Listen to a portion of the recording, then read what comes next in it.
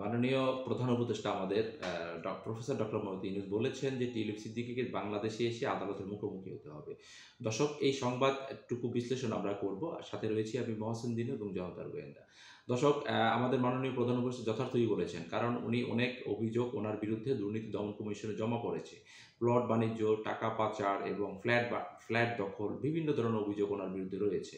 উনি আরেক দেশের সংসদ সদস্য হয়ে বাংলাদেশে এতটা কি করে বিস্তার করলেন? কারণ ওনার খালা হচ্ছে বাংলাদেশের সাবেক প্রধানমন্ত্রী শেখ হাসিনা। উনি হচ্ছেন তার ভাগ্নি। তো ভাগ্নি হয়ে বাংলাদেশে আরেক দেশের নাগরিকত্ব, আরেক দেশের সংসদ সদস্য হয়ে কি করে বাংলাদেশের এত সম্পদের মালিক হন এবং কি করে টাকা পাচার করে ওই দেশে সেই টাকা দিয়ে উনি কী করেছেন? এটা অনেক বিষয় এসে দাঁড়ায়।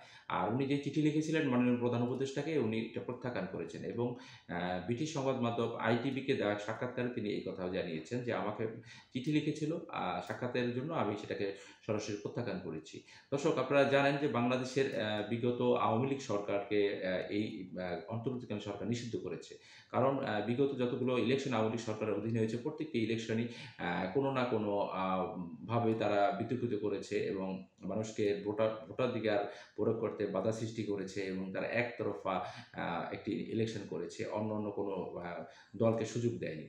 তো সেই জন্যই বাংলাদেশের জনতা, ছাত্র জনতা যে গণ-অভ্যুত্থান করেছে, সেই গণ-অভ্যুত্থানের মাধ্যমে তারা বাংলাদেশের থেকে পালিয়ে গেছেন এবং পালিয়ে বেড়াচ্ছেন অলরেডি। সেই পালিয়ে বেড়ানো তাদের একটা অপরাধ এবং ১৪০০ কাছাকাছি, যেটি জাতিসংঘের জরিপে বের হয়ে আসছে, আমাদের ছাত্র জনতাকে হত্যা করা হয়েছে এবং আমাদের বাংলাদেশে যেটা ১৬০০-র মতো হবে, আমরা যেটা দেখেছি যে ১৬০০ ছাত্র জনতাকে হত্যা করা হয়েছে। তো এই গণঅভ্যুত্থানের পরে বাংলাদেশে আবার কি করে তারা একটি চিঠি দেয় যে সাক্ষাৎ করার জন্য, সেটা আমার বোধগম্য নয়।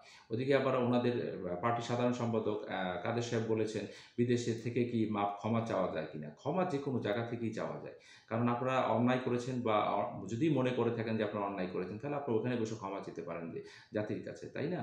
কারণ এদেশের ছাত্র জনতা যে গণ-অভ্যুত্থান করেছে, সেই গণ-অভ্যুত্থানের মাধ্যমে আপনাদের যে পতন হয়েছে, আপনারা পালিয়ে গেছেন। এর চেয়ে লজ্জার কী হতে পারে? এদেশের স্বাধীনতার যে আপনারা মূল ভূমিকা ছিল, যে আওয়ামী লীগ স্বাধীনতার সাথে জড়িত ছিল, সেই স্বাধীনতার দলটি কি করে এইরকম স্বৈরাচারী আচরণ করবে, সেটা কখনোই কাম্য নয়। আমিও একজন বীর মুক্তিযোদ্ধার সন্তান। আমিও ধিক্কার জানাই, আমিও ঘৃণা জানাই যে বাংলাদেশের স্বাধীনতার সাথে যারা জড়িত ছিল, তারা কেন এই ধরনের কাজ করবে? তাদের কাছে তো এটা আশা করে নাই। এইজন্য তো দেশ স্বাধীন হয় নাই। তো দর্শক, আমাদের মাননীয় প্রধান উপদেষ্টা প্রত্যাখ্যান করেছেন এবং উনি বলেছেন বাংলাদেশে এসে আদালতের মুখোমুখি হতে হবে। এর বিকল্প কিছু নেই।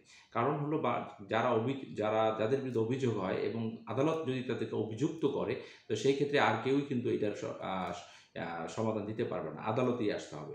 দর্শক, সংবাদ বিশ্লেষণটুকু শুনলেন। আবারও দেখা হবে কোনো একটি সংবাদ বিশ্লেষণে। সে পর্যন্ত সবাই ভালো থাকবেন। ধন্যবাদ।